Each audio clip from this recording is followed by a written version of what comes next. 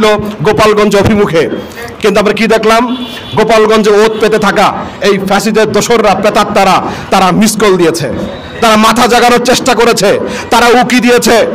আজকে বরগুনার এই প্রেস ক্লাবের সমাবেশ থেকে সুস্পষ্ট ভাষায় বলতে চাই, বাংলার মাটি থেকে ফ্যাসিবাদের সকল প্রেতাত্মার শেকড় আমরা তুলে ফেলবো ইনশাআল্লাহ।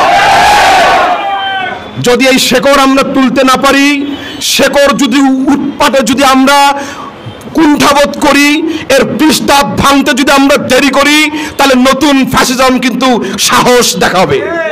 অতএব এটার সুযোগ নাই, এটা পাস্ট হ্যাজ গান। 24-এর আগের ঘটনা, 25-এর পরবর্তী। আমরা সুস্পষ্ট দাবি জানাচ্ছি, বাংলার মাটিতে জুলাই হত্যাকারী সকল ফ্যাসিস্টদের, হত্যাকারীদের এই মাটিতে বিচার করতে হবে। এটাকে প্রলম্বিত করা যাবে না। বিশ্ব চরমনে বারবার বলেছে, সংস্কার করেন, গণহত্যার বিচার করেন, এরপর ইলেকশন দেন। আগে কারেকশন দেন ইলেকশন, আগে রিফর্ম দেন ইলেকশন। কিন্তু যারা দীর্ঘদিন ধরে খাওয়া দাওয়া নাই, রোজা আছে, তাদের অবস্থা খুবই খারাপ। নির্বাচনের জন্য মরিয়া হয়ে গেছে।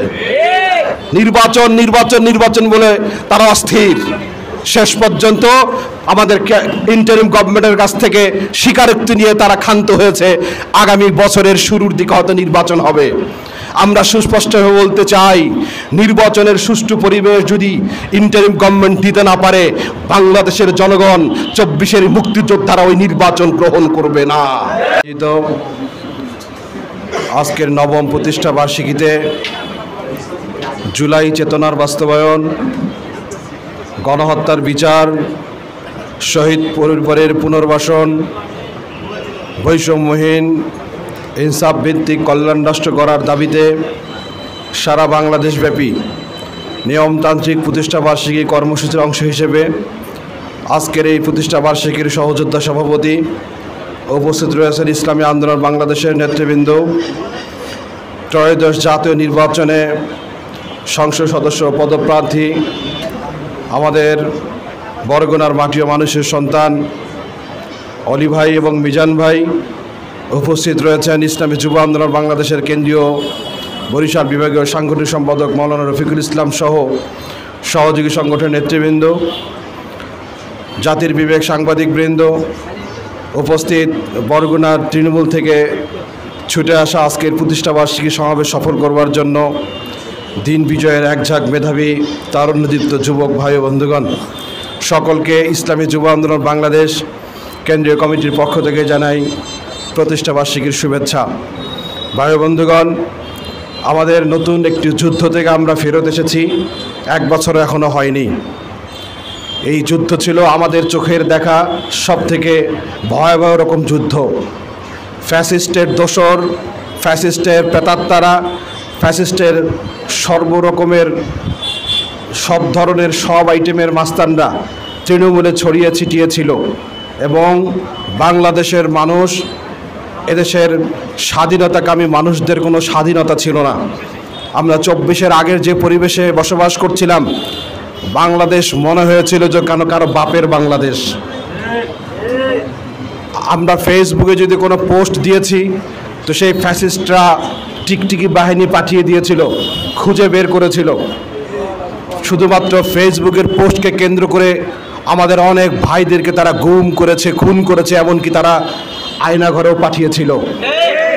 শুধু তাই না, সেই জুলাই পূর্ববর্তী অবস্থা এমন বিভৎস এবং দুর্বিষহ ছিল, বাংলার শ্রেষ্ঠ সন্তান ওলামায়ে কেরামের উপর নির্যাতনের নির্মম স্টিম রোলার চালিয়েছিল সেই ফ্যাসিস্ট।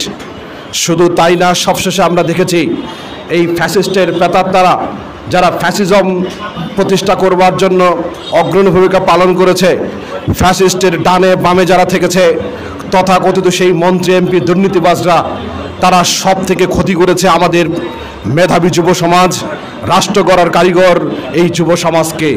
আমাদের এই যুব সমাজকে তারা একের পর এক পরিকল্পিতভাবে ধ্বংসের দ্বার প্রান্তে পাঠিয়ে দিয়েছে। আজকে যারা যুবলীগ করত, যুব সংগঠন যারা করত, তারা ছিল কেউ না কেউ আমাদেরই স্বজন, এদেশেরই মাটি ও মানুষের সন্তান, কিন্তু পরিকল্পিতভাবে এই যুবলীগের সকল সন্তানদেরকে তারা নরকে পাঠিয়েছে তাদের এই সকল মন্ত্রী এমপিরা। তারা তাদের ক্ষমতাকে দীর্ঘায়িত করবার জন্য তাদের মেধাকে কাজে লাগিয়ে তাদের হাতে নেশা তুলে দিয়েছে, অস্ত্র তুলে দিয়েছে এবং ধর্ষণে প্রলুব্ধ করেছে। ফলশ্রুতিতে তাদের এই যুব সমাজকে নিয়ে ষড়যন্ত্রের ফসলের কারণে সারা বাংলাদেশে মেধাবী যুব সমাজরা একদের যারা সত্যিকার অর্থে মেধাবী তারা বিদেশ থেকে পালিয়েছে। হয় তারা বিদেশে চলে গেছে, বাংলাদেশে পড়াশোনা করেছে, দেশের সর্বোচ্চ বিদ্যাপীঠগুলিতে তারা সর্বোচ্চ সনদ নেওয়ার পরেও শুধুমাত্র এই ফ্যাসিস্টদের জাতাকল থেকে বাঁচবার জন্য তারা বিদেশে পাড়ি জমিয়েছে। আমরা দেখেছি 5ই আগস্টের পর অনেকেই বিদেশ থেকে ফেরত এসে বাংলাদেশের দায়িত্ব নিয়েছে। এটা প্রমাণ করে জুলাই পূর্ববর্তী অবস্থা যেটা গুমট পরিবেশ ছিল, আমরা সেখান থেকে উদ্ধার হয়েছি, আমরা সেখান থেকে মহান আল্লাহ আমাদেরকে রক্ষা করেছেন। আপনাদের খুব মনে আছে জুলাই পূর্ববর্তী অবস্থা এতটা গুমট ছিল, কতবার কত ঝড় এসেছে, সবার কাছে মনে হয়েছে এই ঝড়ে বুদ্ধি যায়, এই ঝড়ে বুদ্ধি শেষ হয়, কিন্তু তেমন কোনো নড়াচড়া হতো না। কিন্তু 4 আগস্ট 3 আগস্টও আমরা ভাবতে পারি নাই যে এইভাবে তল্পিতল্পা সহ গুটিয়ে বিদেশে পালাবে, এটা কিন্তু আমরা মনে করি নাই। কিন্তু আল্লাহ পাকের মেহেরবানি, সারা বাংলাদেশের ছাত্র জনতা, ওলামা, তলাবা এবং সর্বশ্রেণীর মানুষ যখন রাজপথে নেমেছে, আন্দোলন করেছে, সংগ্রাম করেছে, জীবন বাজি রেখে রাজপথে নেমেছে, আল্লাহ পাকের অপার মেহেরবানি ফ্যাসিস্ট বাংলাদেশ থেকে পালিয়েছে, আমরা তাকে তাড়াতে সক্ষম হয়েছি। কিন্তু ফ্যাসিস্ট পালিয়েছে বটে, জুলাই আমরা 36 জুলাই পেয়েছি বটে, কিন্তু জুলাই যে কারণে আমরা আন্দোলন করলাম, যে কারণে আমরা রক্ত ঝরালাম, যে কারণে আমাদের জুলাই যোদ্ধারা বুকের তাজা রক্ত রাজপথে ঢেলে দিল, যে কারণে আমাদের জুলাই যোদ্ধাদের স্লোগান ছিল বুকের ভিতর তুমুল ঝড়, বুক পেতেছে গুলি কর, সেই জুলাই যোদ্ধাদের জন্য এই রাষ্ট্র কি করেছে 11 মাস, আজকে সেটা হিসাব নেবার সময় এসেছে। আমরা জুলাই চেতনার কথা বলে বাংলাদেশে নতুন নতুন ব্যবসায়ীরা আবির্ভাব ঘটেছে, যারা বিদেশ থেকে মিস কল দিত, 16 বছরে 16 জন একত্রিত হতে পারে নাই, 16টা মিছিল করতে পারে নাই, 16টা সমাবেশ করতে পারে নাই, তারাই এখন জুলাই আন্দোলনের কর্ণধার হিসেবে বাংলাদেশে আবির্ভূত হয়েছে। বাংলাদেশের মানুষ সচেতন, এদেশের মানুষ এখন অনেক চৌকান্না, রাজনীতি সম্পর্কে সবাই এখন সজাগ। সুতরাং আগের মতো জুলাইয়ের পূর্ববর্তী রাজনৈতিক প্রেক্ষাপট কমপ্লিটলি চেঞ্জড, আগের মতো ধোকা দিয়ে বোকা বানানো কিন্তু আর যাবে না। সুতরাং এই জুলাই আমরা প্রতিষ্ঠাবার্ষিকীতে, জুলাই বছর পূর্তিতে আমাদের সুস্পষ্ট দাবি হলো, যে কারণে আমরা জুলাই করেছি, ফ্যাসিজম বাংলাদেশ থেকে তাড়িয়েছি, এই জুলাই অভ্যুত্থানের মুক্তিযোদ্ধারা যারা আমরা রাজপথে থেকেছি, বুক পেতেছি, আমরা বাংলাদেশে আমাদের জীবদ্দশায় নতুন কোনো ফ্যাসিজম হতে দেব না। সুস্পষ্ট কথা, এটা হলো জুলাই চেতনার আমাদের প্রাথমিক কথা। দ্বিতীয় কথা হলো জুলাই আন্দোলনে যাদেরকে নির্মমভাবে শহীদ হতে হয়েছে, সেই শহীদ পরিবার থেকে আগামী 1 মাসের মধ্যে পুনর্বাসন করতে হবে। কারণ 1 বছর পার হয়ে যাচ্ছে, কেন যেই সন্তানগুলো তাজা রক্ত ঢেলে দিয়ে দুনিয়া থেকে চলে গেল, মায়ের বুক খালি করে গেল, কেন তাদেরকে পুনর্বাসন করা হচ্ছে না? অবশ্যই পরিকল্পিতভাবে যারা জুলাই আন্দোলনে শহীদ হয়েছে তাদেরকে পুনর্বাসন করতে হবে। নাম্বার 3 হলো গণহত্যার বিচার করতে হবে। সুতরাং নির্বাচনকে তড়িঘড়ি করে আপনারা নতুন করে যদি কোনো ফ্যাসিবাদ, চাঁদাবাজ, ধান্দাবাজদেরকে ক্ষমতায় পাঠানোর চেষ্টা করেন, এদেশের জনগণ কিন্তু মানবে না। অতএব সুস্পষ্ট দাবি, এই গণহত্যার বিচার করতে হবে। সর্বোপরি আমরা দেখেছি 54 বছরে বাংলাদেশের জনগণের ভোট ভিক্ষা নিয়ে যারা ক্ষমতায় গিয়েছে, তারা কেউই এদেশের বাংলাদেশের বন্ধু হিসেবে রাজনীতিতে থাকতে পারে নাই। যে দল ক্ষমতায় গিয়েছে তাদের নিজেদের স্বার্থ চরিতার্থ করেছে, নিজের দলকে প্রতিষ্ঠিত করেছে, নেতাকর্মীদেরকে প্রতিষ্ঠিত করেছে এবং বাংলাদেশকে পৃথিবীর বুকে দুর্নীতিতে চ্যাম্পিয়ন হিসেবে বারবার পরিচিত করিয়েছে। আমরা সেই অবস্থায় আর ফিরে যেতে দেব না। আমরা বৈষম্যহীন একটি কল্যাণ রাষ্ট্র করবার জন্য বাংলাদেশের 16 কোটি 18 কোটি জনগণকে সাথে নিয়ে নতুন বাংলাদেশ গড়ার স্বপ্ন দেখছি এবং সেই স্বপ্ন বোধহয় বাস্তবায়নের পথ ধরে এগিয়ে যাচ্ছে।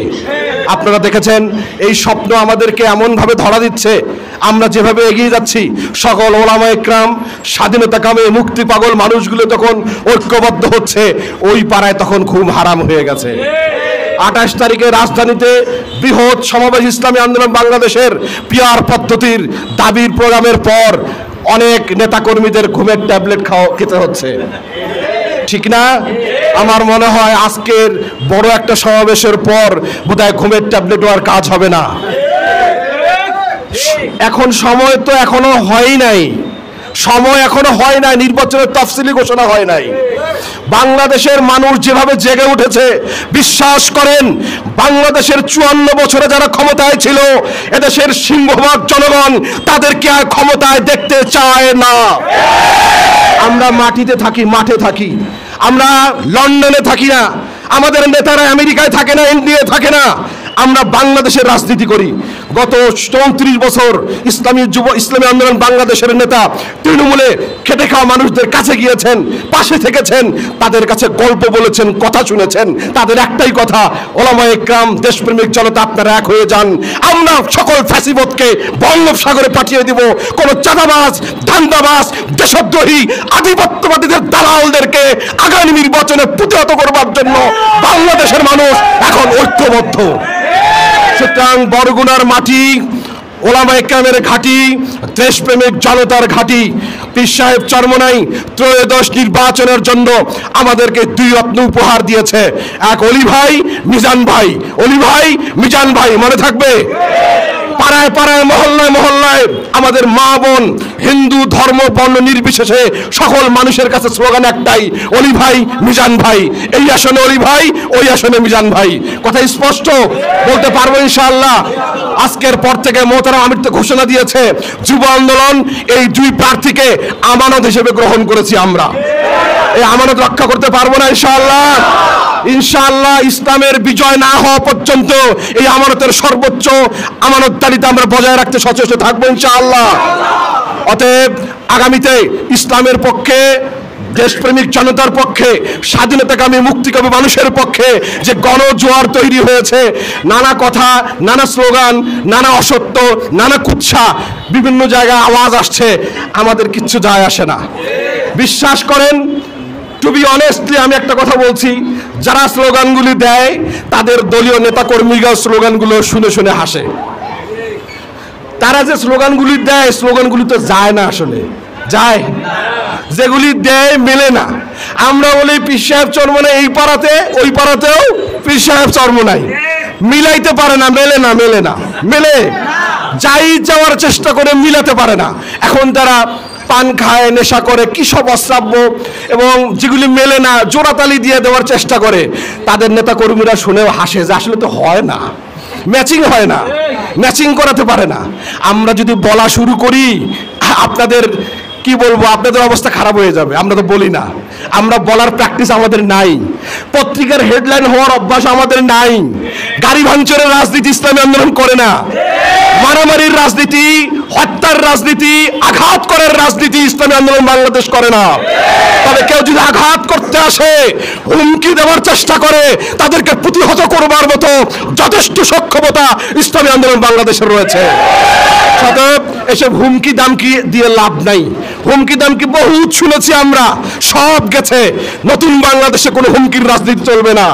আপনার যদি বুকের পাটা থাকে, সাহস থাকে, বিগত দিনের অতীত সকল সুফল কর্মের উদাহরণ দিয়ে জনগণের কাছে ভোট চান, কি করেছেন আপনারা এটা বলেন, বলে বলে ভোট চান। কারো গীবত গাওয়ার দরকার নাই। আপনাদের নেতা একটা শুধু স্যাম্পল বলি, ওনারা হিসু করলে নাকি বঙ্গোপসাগরে ভাসায় দিবে, বলে নাই? এই জাতীয় কথা কি বাস্তব কথা? এগুলো তো নেশা যারা করে তাদের কথা, আমরা তো এরকম কিছু বলি না। 58 বা 31 বছরে ইসলামী আন্দোলন বাংলাদেশ শুরুতে যা বলেছে, মিডিলে যা বলেছে, এখনো যা বলে, ভবিষ্যতে একই কথা।